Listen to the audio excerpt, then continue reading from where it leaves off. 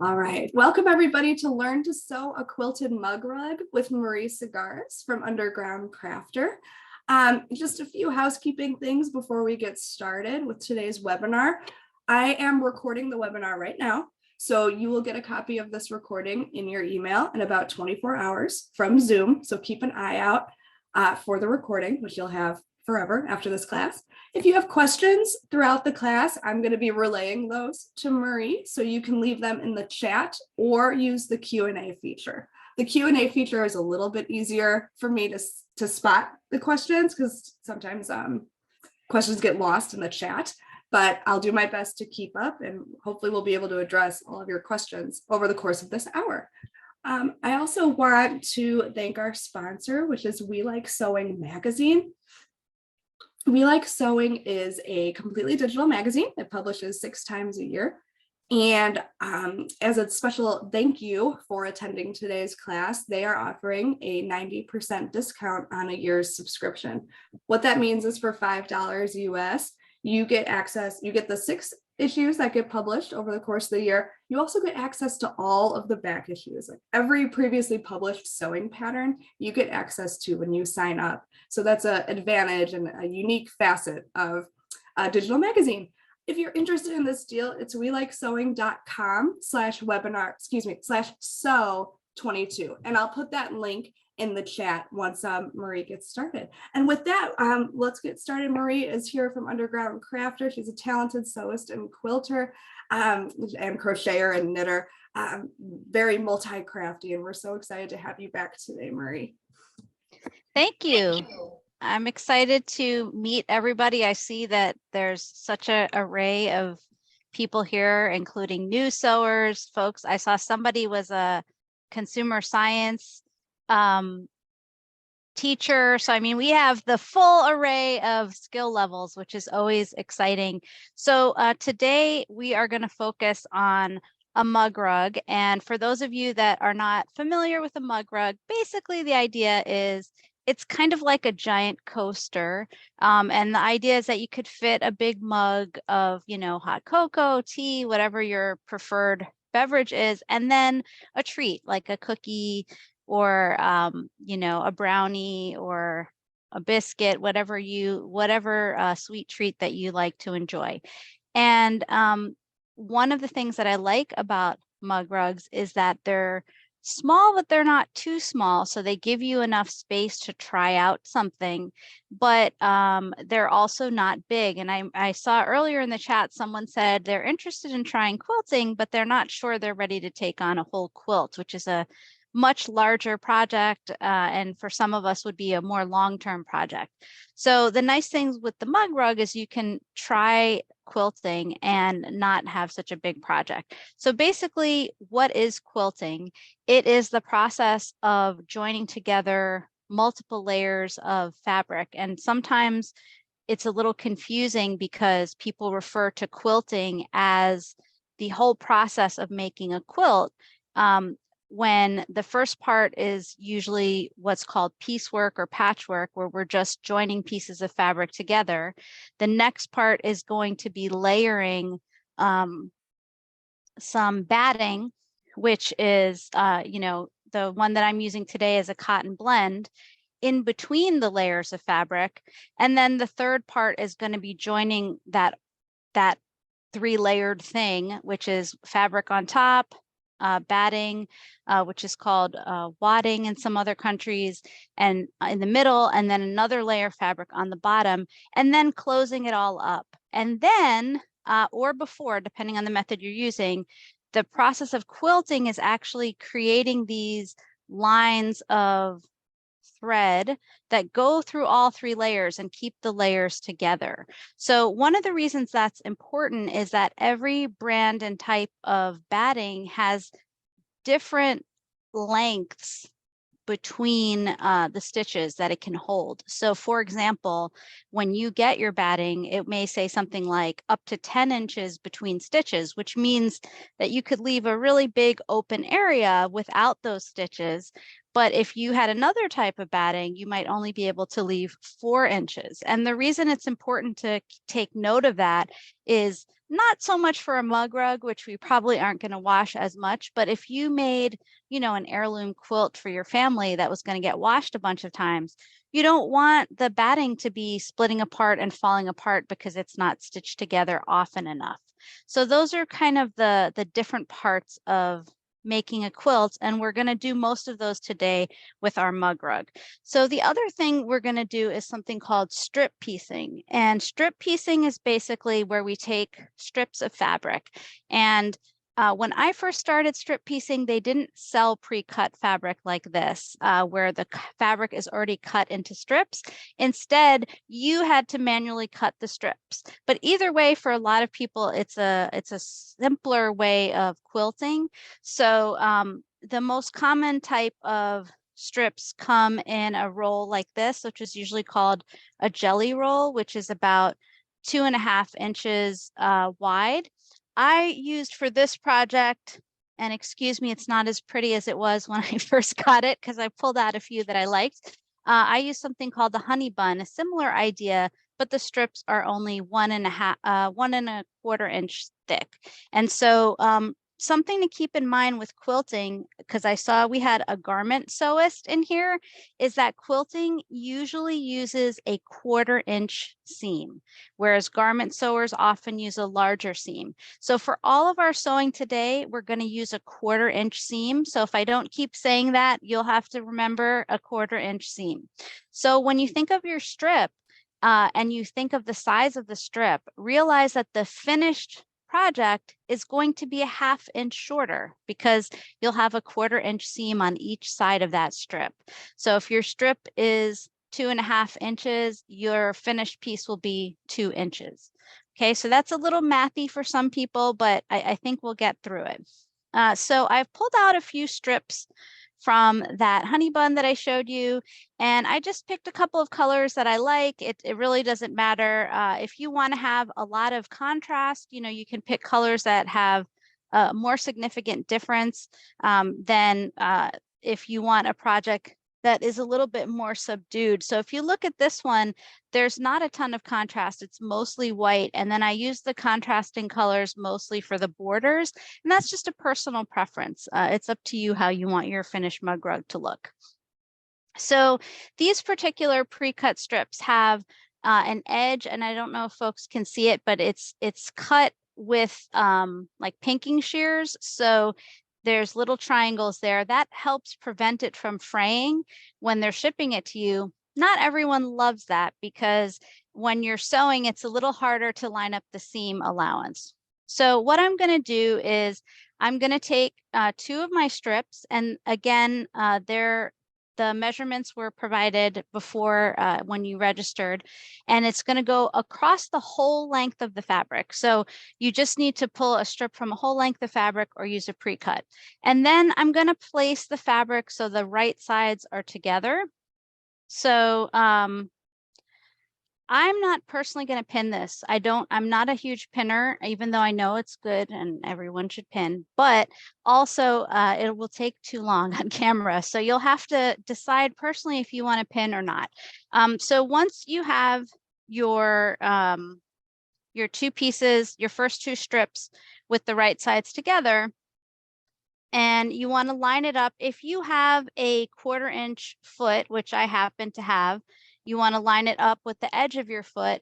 If not, you want to, if you don't have a 1/4 inch foot used for quilt piecing, another tip is to take a piece of painter's tape that can be removed and mark a 1/4 inch from where your needle would touch down for a straight stitch, and then line it up to that piece of tape. So what we're going to do now is we're going to start sewing rather, and I'm going to start a little bit slow, but I will speed up as we get going. So one of the other things that's nice about strip piecing is that almost every classic quilt block pattern has a strip piecing version available. Now, I didn't really say why people like strip piecing, and so maybe it's not super obvious, but one of the main reasons is because you don't have to cut every single piece. So when you think about a quilt, for example, in this, right, there's like 1, 2, 3 pieces here, 4, 5, 6, 7, 8, 9. So if I were to cut all of these pieces individually, I would be 15 pieces of fabric just for this front. Whereas if I join them in strips, then I'm cutting fewer pieces because I'm only cutting the pieces to the size of the block once I finished joining. And so that is a huge benefit in terms of saving time, but also for those of you and those of us that might have issues with their back, with their arms, and leaning over the cutting board isn't the funnest thing, that helps.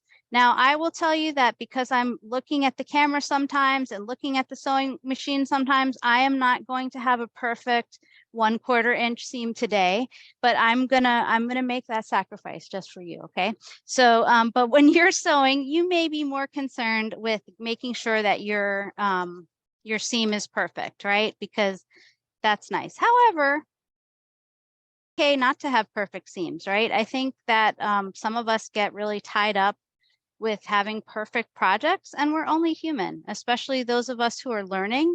It's okay to have a project that isn't perfect, because at some point in the future, your next project will be better than this one. So I encourage you to try something, even if it's not perfect, and not necessarily to rip out every single thing if it's not perfect. And this is a huge advantage for folks making a mug rug as a project, as opposed to, let's say, a garment, because if a mug rug isn't the right size, nothing really is going to happen. It's not like having a sweater or a shirt that doesn't fit. Okay, so now we have our first 2 strips, and as you can see, they are the length of the whole fabric. And you would typically want to press these with an iron. Again, for speed, I'm going to skip over that piece. When you press with an iron, there's 2 options, and every quilter has different preferences. One is to press the seams open, okay? So you're gonna spread them open and press the iron on top so that this color lays flat next to this and this color lays flat next to that. For other people, they prefer to press it towards the darker color. So press both of these seams towards this purple because it's darker. Either of those is totally acceptable. The best idea is to do it the same way throughout the project so that your seams are not, half of them are open, the other half are pressed in one direction. If you try to be consistent throughout one project, that will make it much easier for you. Okay, so now that I have my first 2 strips joined, I'm going to grab my 3rd strip. And by the way, if anyone has questions on what we're doing so far, please feel free to drop them in the chat. And I am going to put the same idea, the right side of this strip next to the right side of any one of those 2 strips that I already joined. Again, your preference, right? So what you like better. So I'm going to put these 2 together because there's more contrast having this purple in the middle, and I like that. And then I'm going to do the same process of just sewing straight down. Now, with this particular project, out of one strip, I can get pretty much all of what I need for this pattern. And that's really cool. And that's, again, another benefit of strip piecing. If I was cutting each piece out, I would have a lot more time cutting and a lot harder time for me, because I actually recently, last summer, had an injury to my elbow, and it made cutting fabric really tough. So I'm glad that I love strip piecing, because I only have to cut maybe 1/3 as often as if I was joining each piece of the quilted project together. So okay, keeping going here. Now you'll notice I'm not going super fast, and that's also one of the reasons that I can get away with not pinning. If I was actually using the highest speed on this machine and I wasn't pinning, it would be a lot more likely that my fabric would be flying out of control in every direction. So one of the things you can see here is that The machine does most of the work for you. If your machine is properly maintained, you shouldn't have to be pushing and forcing the fabric through at this point, because the fabric is just these 2 layers of 100% cotton. And one of the nice things about using quilting cotton as a fabric for beginner projects is it's very easy to sew with. Some other fabrics, specifically like knits or nylon, or not nylon, but what am I thinking of? I can't think of the word right now, but leathers, other different fabrics are tough to sew with. Either the fabric makes every mistake visible, the fabric stretches. 100% quilting cotton is probably the easiest fabric to sew with you're ever going to find. So it makes it really great for beginner projects. And strip piecing, like I said, takes a lot of the pain out of the whole process. So I'm almost done with my 3 strips. And we're going to gear up to, oops, something happened. Oh, hold on a second. I think my elbow hit a key and we changed something. I'm going to just reset there and hopefully everything's back to normal. So yeah, it's not the easiest way to sew when you're also trying to show people what you're doing. Hopefully everyone can see though, and it's all worth it. So, haha, so and so. So here we are at the end, and we have all of our strips joined for this. And I'm going to cut that there, pick up my presser foot. And so now you have, again, these pieces, and you can already see the one in the middle. Remember at the beginning, I talked about you're shaving off a 1/4 inch on each side. The one in the middle is much narrower than these 2 ones because it's had the both 1/4 inch seams already removed. So at this point, you're going to want to do something called squaring up. So squaring up is the idea that we're going to make a block of a specific size for a quilt. Now, most quilt blocks are square, but actually there's also hexagons and rectangles, and we still call the process squaring up, which is maybe a little silly, but the idea of it is to make all the blocks the same size that you need for the pattern. So, you know, as you noticed when I was sewing and I didn't use my pins and I was sometimes turning to talk to you and not paying attention to the machine, I probably don't have a perfect 1/4 inch seam. So if I just cut these into blocks, they're not all going to be identically the same size, even though I use the same 3 strips of fabric, right? Because maybe at some point here, my seam is a little bit wider or a little bit narrower. And so when you square up, you're really trying to get all the blocks to the same finish size. So for this particular project, I'm going to be trying to get my blocks to be 3.5 inches because I want them ultimately to end up at 3 inches in the end when they're all finished. And as we've sort of talked about before, I'm going to be shaving off a 1/4 inch in each way. So one of the ways that I can do that, oh, and I don't know where I put my ruler, but I know I had it here. All right, I'm going to find my ruler. But one of the ways to do that is when you lay your pattern on a cutting mat, right? So in this case, I have a cutting mat that has markings every inch. So I would want to put my piece of fabric such that this 1 inch that is already roughly the size that I want is centered in between a 1 inch on the cutting mat and on the ruler. The reason for that is if I just cut 3 inches, 3.5 inches from this corner, I'm actually going to be cutting a whole bunch off of this last piece. And that's not how I want it. I want these 3 pieces to be roughly the same size when the project is finished. Does that make sense to people? So I want to center the block in some way so that when it's finished, the seams will be equally apportioned on the edges rather than just saying, let me cut it to 3.5 inches and I'll just take the most off of this right piece of fabric. Okay, so hopefully that makes sense. And if it doesn't, hopefully people will leave a question for Dana. I don't know what happened. Oh, here it is. Okay, I did find my ruler. Yay. Okay, so with, I'm going to sort of move over here to my cutting area a little bit, and I'm not sure how well folks can see that. It's probably a little less well, but so as I mentioned, I'm going, in real life, if you were sewing this project, you should press the seams first. And what a lot of people will do is press after each strip is added, which is the best way. If you don't have an iron that you can put near your sewing machine, like if your situation is like mine where you have very limited space, another option is finger pressing. And they also sell little rolls that you can use to press out some of the wrinkles, and that can help as well. So once you're ready, you're going to, like I said, line up that center piece so that it's more or less in an inch area here. So you can see that, and you can use either your cutting ruler or the cutting mat to do that.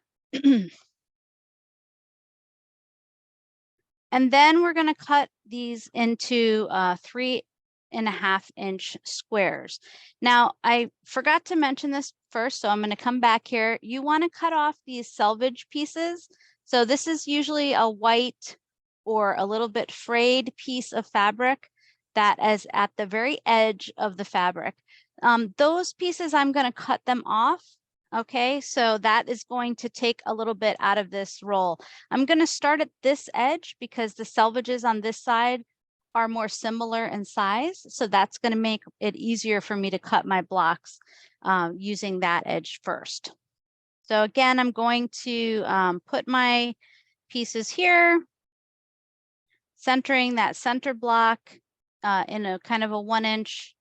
And when you're cutting with a, when you're using a rotary cutter, for safety reasons, it's best to cut with your dominant hand. So if you're right-handed, you should cut with your right hand. If you're left-handed, you should cut with your left hand, rather than doing strange maneuvers to try to cut it in a more convenient way. And the reason for that is just simply safety, right? You don't want to hurt yourself. And your dominant hand should be on the outer edge of the ruler. So I'm right-handed, so I'm going on this side of the ruler. I'm not trying to cut it over here, right? I want it to be closer to my dominant hand. So there I'm just trimming off the selvages. And because I'm not standing and I don't have a perfect angle, it's going to be a little harder to cut, but not too bad. And then I'm going to go down to 3.5 inches. And I'm going to actually move this a little because I need a better angle here. So most folks that are new to quilting may also be new to quilting rulers.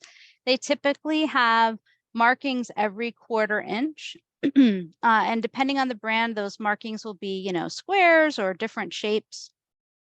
So you want to, as I said, cut these to 3.5 inches. Okay.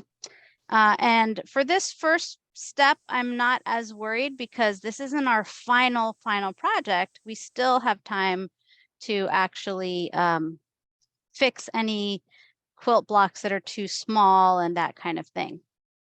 So any questions so far in the project, please do feel free to drop them in the chat because I'm happy to answer them. And these could be questions about what we've done so far, about mug rugs, about general basic quilting. Marie, I do have a couple questions Sure, we go can for it. over. Yeah, so one, Victoria was just wondering, do you need to have an expensive machine to do quilting projects? That's a great question. And I think it's such a common question. So remember I said at the start, there's 3 different types. There's 3 different aspects of quilting. So this first piece that we've just done is piecing. That is very simple. It really only uses a straight stitch. So any sewing machine pretty much is capable of using a straight stitch. So that shouldn't be a problem for most people and most sewing machines.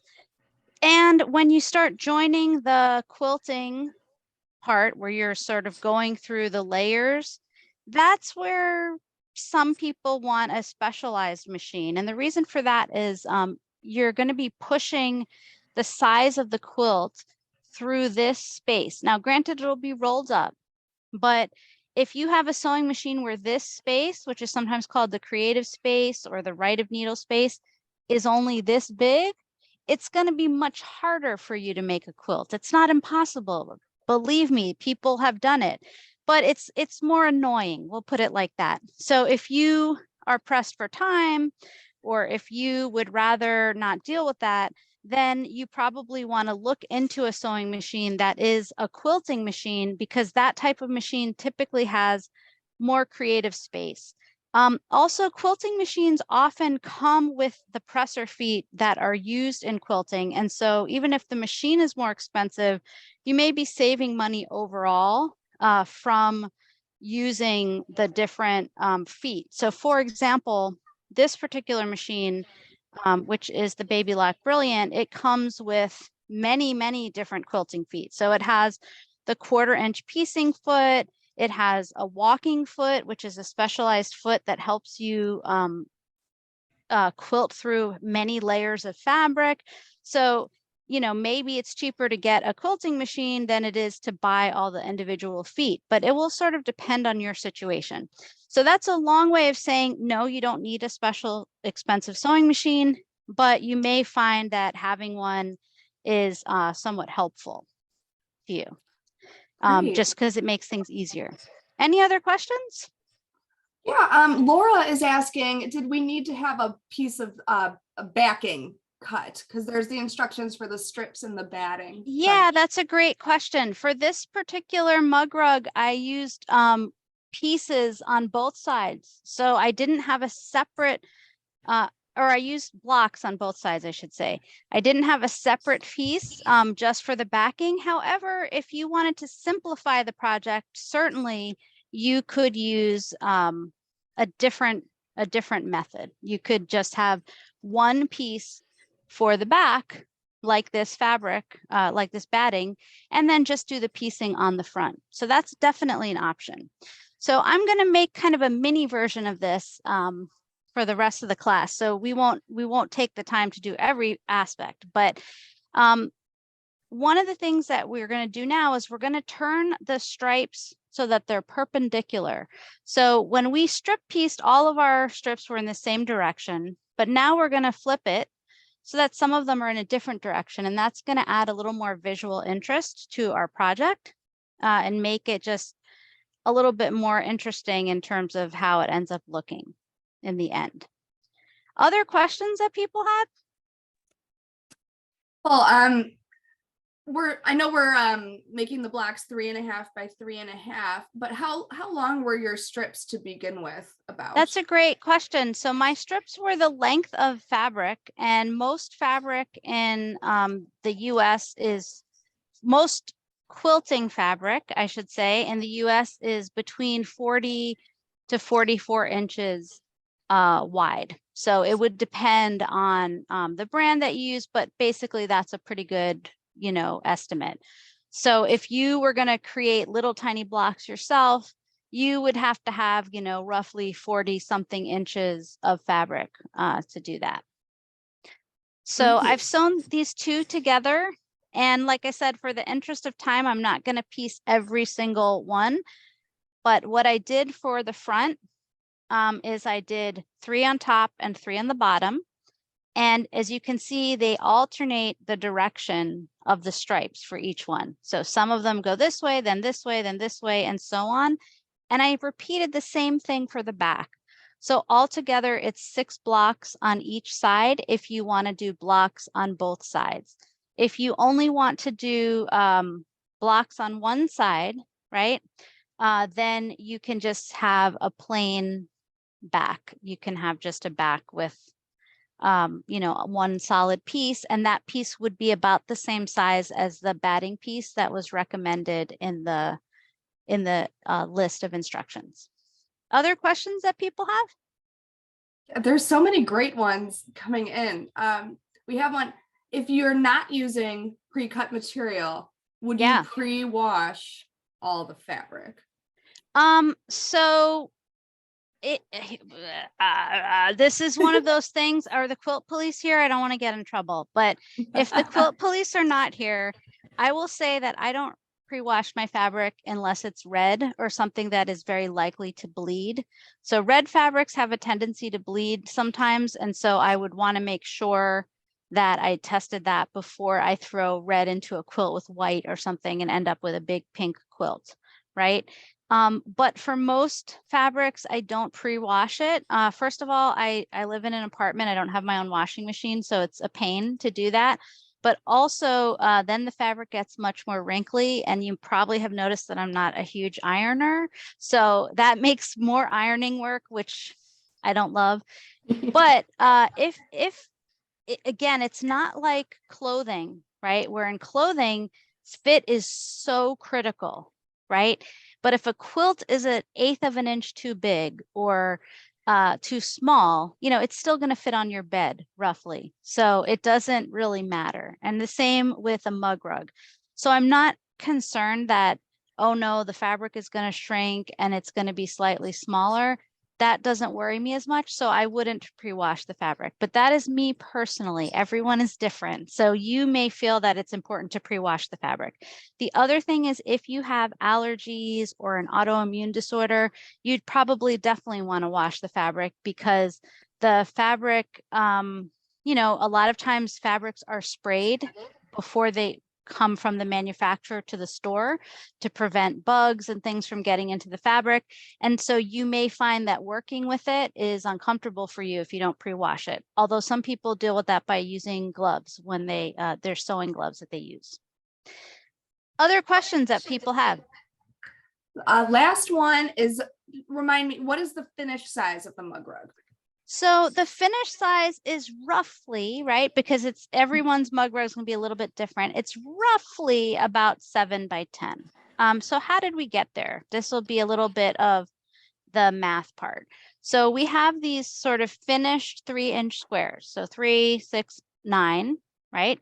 And then I added a little bit of a border on each side. So that brought it much closer to 10. And then this direction, I have 3, 6 plus the border. So that's about 7 altogether. And then when we go through all the layering process and everything, we'll lose a little bit here, a little bit there. So it'll kind of come to the end to be roughly about 7 by 9, 8 by 10, something in that realm. Most mug rugs that I've seen are usually in the neighborhood of 6.5 inches to 11 inches is kind of the outer bound. So anything between like 6 and 8 inches on the short edge, and 9 to 11 inches on the long edge. Because if you have those big mugs, those are usually about 6-inch diameter. So you want to give the mug enough space like it was shown in the picture when you signed up. And then you still want that spot for your cookie or your brownie or whatever it is that you are, whatever sweet treat that you are partaking of with your mug rug. Other questions? I think that's it for questions. Barb Okay. says she soaks her fabric in the kitchen sink in hot water for 10 minutes to know if it'll bleed. That is a good tip, and it's much easier than doing a whole laundry. And you can also just use a piece, right? Like just take a small piece and do that. So I don't know, are we close to break? I don't want to jump into your break time because this is a good place to pause if we are. Yeah, let's go ahead and have a short intermission. So I'm just going to share my screen, everybody, and let me get the slideshow going. So if you guys need to, stretch or grab a glass of water or something, now is a good time. I'm just going to talk for a couple minutes about our upcoming class. We have one upcoming class so far on the docket, and then I'll thank We Like Sewing again. So next week, if you guys are also knitters or crocheters or just interested in learning about a new craft, on Tuesday at 11 a.m. Central Time, we have Learn Mosaic Crochet and Knitting. That is with Marley Bird and Robin Chichula. And they are going to be showing how to use a chart to complete a knit or crocheted project. So the same chart to complete knit or crochet work. That's a new live class. So just like today, you'll be able to ask questions live and get answers. So that's coming up next week. You can sign up on favecrafts.eventbrite.com, and I'll include that link in the chat here momentarily. Thank you again so much to We Like Sewing magazine for sponsoring today's class. For $5 US, if you're a new subscriber, you can get 6 of the digital issues, so it's a year's subscription, plus access to all of the previously published patterns. The link to get this great deal is welikesewing.com/sew22, and I will also include that link in the chat. Okie dokie, hopefully people could stretch, get a glass of water. I am going to end my screen share. I do want to say that I'm definitely biased because I've had some patterns and We Like Sewing and tutorials, but I think it's a really fun magazine for folks that are new to it. So I Thanks, saw Marie. a question fly by about if I was going to make a matching coaster. I am not right now this minute going to make a matching coaster, but I will tell you how to make a matching coaster.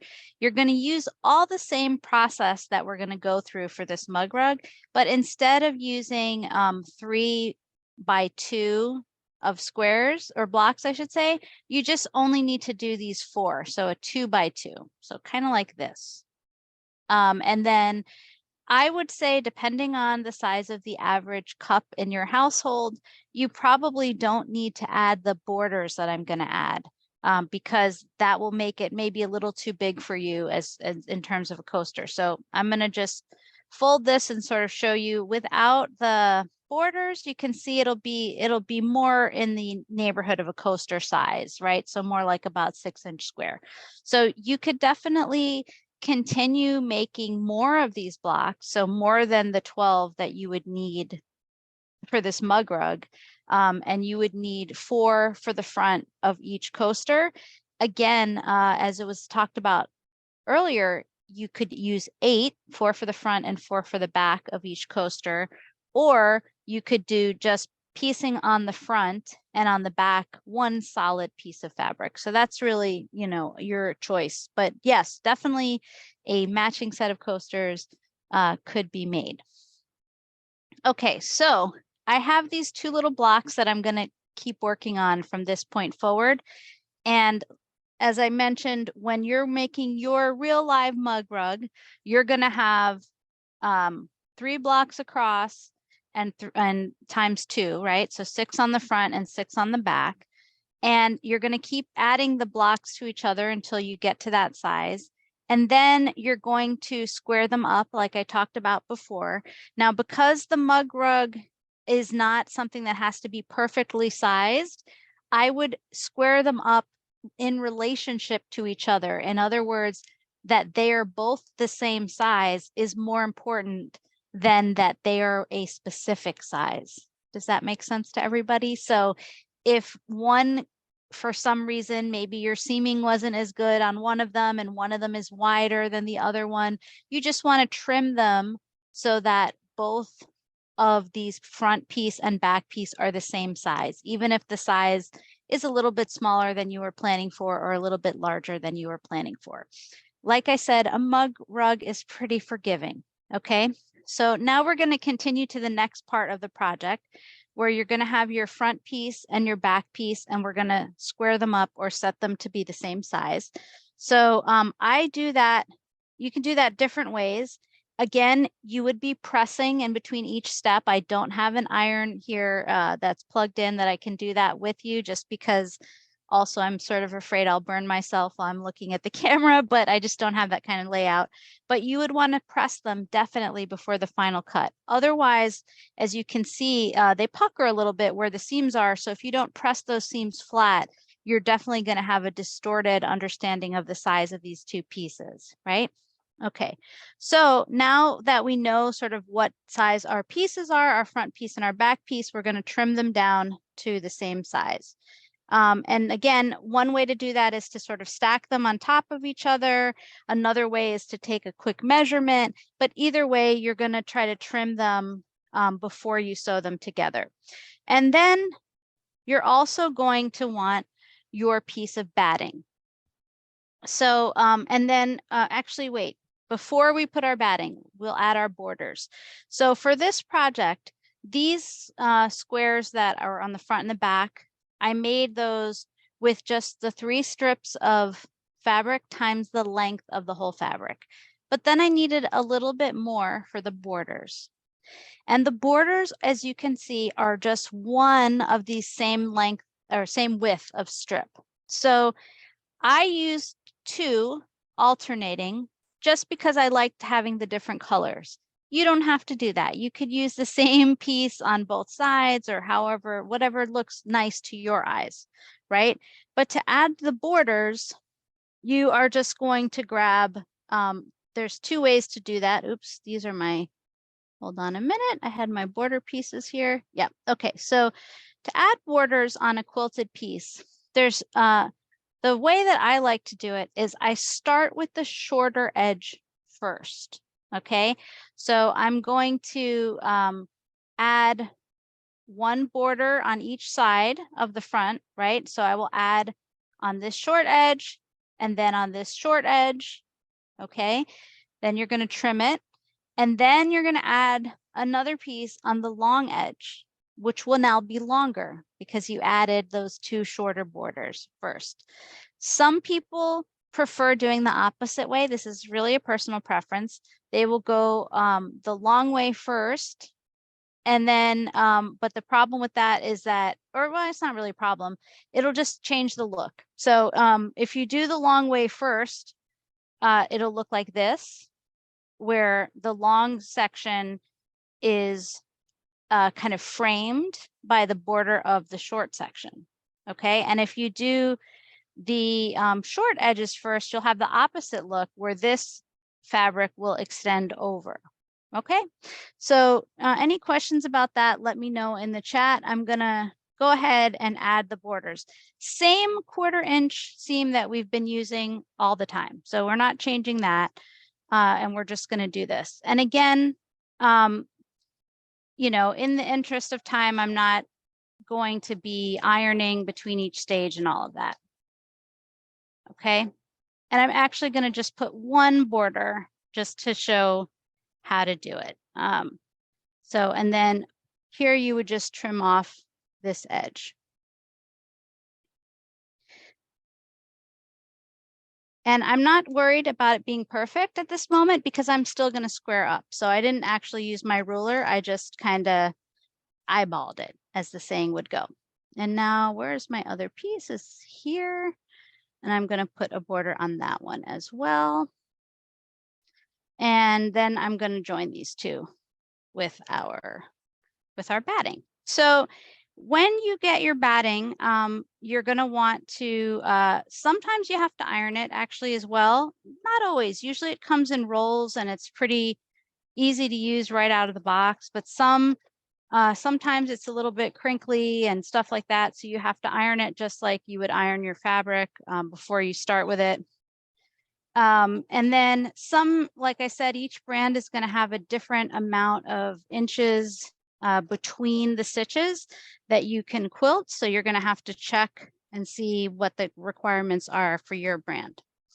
So once you have your front piece with the borders and your back piece with the borders, what you're going to do is do your final squaring up like we talked about. So you're going to make sure that both pieces are the same size, regardless of what that size is. And then we're going to layer our pieces together, okay? And for my version here, let me see, where are my pins? Somewhere. Don't know where I put them. Okay, so we're going to take the 2 fabric pieces, the front and the back of the mug rug, and we're going to pin those so that they're facing each other. Now, when you pin them, it's really helpful to, if you want things to line up.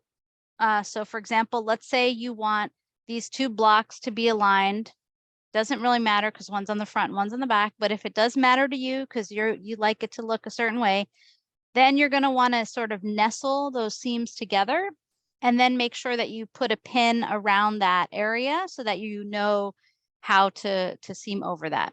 So you're going to put the fabric pieces, the front and the back, right sides together. And then you're going to put your batting piece underneath. Okay. So again, it's the fabric front and back, right sides together, and the batting piece underneath.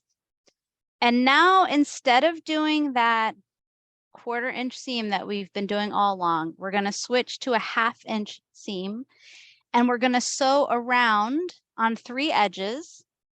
On the last edge, we're going to leave several inches open. Okay, for the full size mug rug, I would say leave about 3-4 inches open. For this tiny little piece, I'm going to leave less inches open. And that's how we're going to turn everything right side out at the end. So you're going to use like this 1/2 inch seam, which is a little bit bigger than what you've been doing. And you're going to go around all edges. Now, you can choose your own approach to how you want to do this. Some people like sewing all the way to the edge and then going back just to make sure that they've closed the seam. Other people, they have more confidence.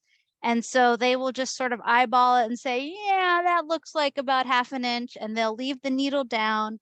They'll pick up the presser foot and they'll rotate their fabric. Okay, clearly my eyesight is not good enough, so I won't be doing that today because I would have a way wrong seam. But if you think that will work for you, then you can do that. And so you're going to, again, sew on all the sides. Any other questions in the chat, Dana? Because this is just a little sewing time here, so we have kind of a pause. Sure, yeah. Felicia's wondering if there's going to be a printout of the instructions. I don't know if did you have plans to publish the pattern on your blog? I'm going to post the pattern on my blog, so it'll have the written instructions to go along with, the video. So, but I don't have it currently published at this point. Okay. That's the only question that I am seeing so far, though. Okay. All right. Tammy is asking, how can we find your blog? It's undergroundcrafter.com. Yes, thank you.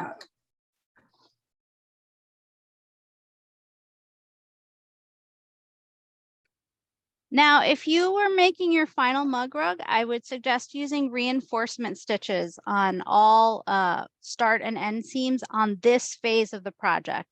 That is going to help you make sure that your finished mug rug isn't going to unravel.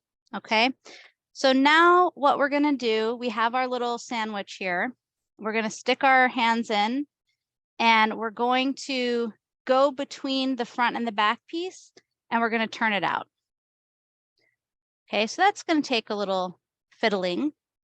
And then once that is turned out, what we're going to do is we're going to do a 1/4 inch seam all the way around a top stitch, and that will close that opening we made, because remember the opening was 1/2 inch.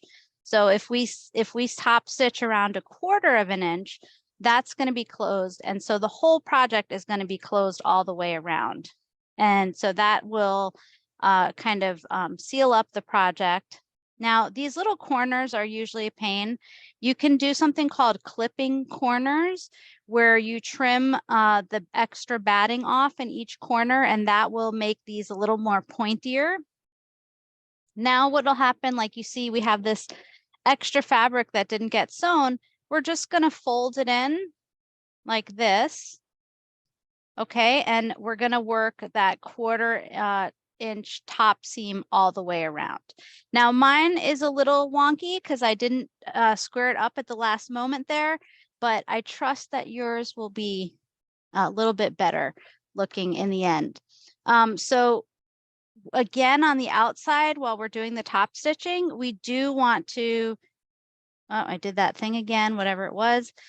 You do want to make sure that you are doing reinforcement stitches at the start and end, because this is it. So if it starts unraveling, it's going to show up. So again, you're going to put a 1/4 inch around.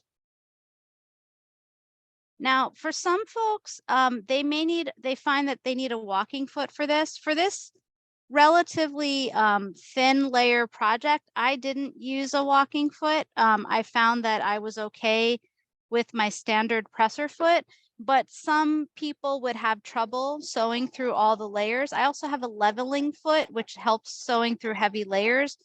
If you don't have a leveling foot, you might find that a walking foot is helpful at this stage of the project. So I'm just putting my little border around and thereby closing up the seams. And then we'll get to the quilting piece, which would do at the end. So once we have this done and it's all closed up and we have our reinforcement stitches all the way around, now the question is, you know, how much quilting do we do?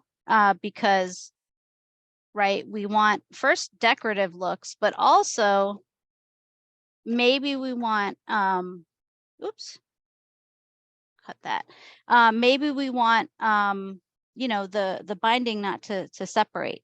So as you can see on this particular finished one, I just did some diagonal lines across on the edges. I didn't quilt everywhere around this because this particular batting that I used only had to be quilted every 6 inches, and this project is pretty small. But this is a preference thing. And it's also a great way to practice quilting. So for those of you that are sort of scared of or intimidated by quilting, a tiny little piece of fabric is a fun way to practice it. So a couple of ways that you can do your quilting. First, you can do something called stitch in the ditch. That is where you line up your sewing needle with the seams from your blocks, and then you basically sew over those seams, okay? And that emphasizes the piecing that you did already. So that makes that more visible. So that's one method. Another method is to do just straight lines that are evenly spaced. So if you were going to do that, you can just, you know, follow the lines of your outer top stitching. Another method is a little more advanced, but some people do free motion quilting, which is like all kinds of different shapes and things, not just straight line. But I think for most people at the start, the straight line is easier. And so again, how do you do that? You just want to be very careful when you start that your needle is lined up to that top stitch and not going past it. So I will, at that point, I will use the dial on the side of my machine rather than the up down button, because I can see, not while I'm looking at you, but in general, when I'm leaning over my machine, I can see, oh, wait a minute, that is not actually the right place. So let me move this over a little bit. So once you put the needle down in the right place, again, for your top quilting, you always want to do your reinforcement stitches first. If you don't have a reinforcement stitch on your machine, you want to sew ahead 1 or 2 stitches, sew back 1 or 2 stitches, and then keep going. That's how you can reinforce what you're doing. And then, you know, you're just going to go your straight line, your diagonal line, whatever it is, up to the next, you know, the next seam. And then, you know, your reinforcement stitch again, and then you cut it. Okay. And so this is just a very simple little quilting that I did. Of course, when you're done, you're going to trim all of these little threads that are flying all over the place, and that's going to help you finish it.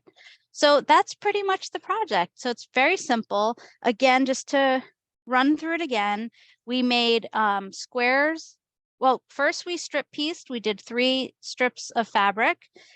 Each of those we cut into 3.5 inch squares. Then we sewed those squares together in opposite directions, perpendicular. For the mug rug, we did 3 across and then 3 across again, so a 3x2 pattern. And we did that same for front and back. Then we added borders using the same length of strip, so that each side basically got an extra, inch or two in borders. Then we trimmed all of the front pieces and all the back pieces to the same size so that, we had a mug rug that was the same size on the front and the back. Then we layered our fabric so that we had our front piece of the fabric and our back piece of the fabric facing each other with the batting behind it. Okay. And then we sewed up 3 edges all the way. One edge we left open about roughly about 3 inches. And then once we were done with that, we turned the whole thing out so that we could do a top stitch all the way around, and that's closed up our final seam. And then we just did some decorative straight stitch quilting on the top. So I think we've gone through every single thing. Is there any last questions before we depart? So far, I don't see any. So if folks have questions, they have to speak now. Or forever hold your peace. Well, in the meantime, I'm just gonna let everybody know, please follow Marie on her various social media. She's got, well, of course, visit her website and subscribe to her newsletter. If you subscribe to her newsletter, you should get the first notification when the pattern's published. Yes, for sure. Yeah, so, and it's free, her newsletter is free.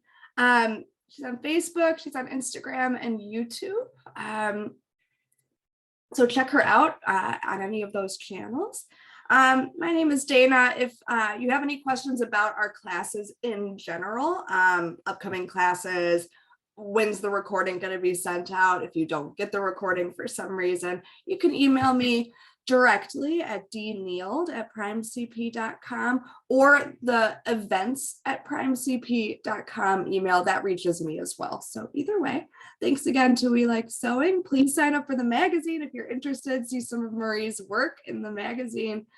Just $5 for the introductory offer for an annual subscription.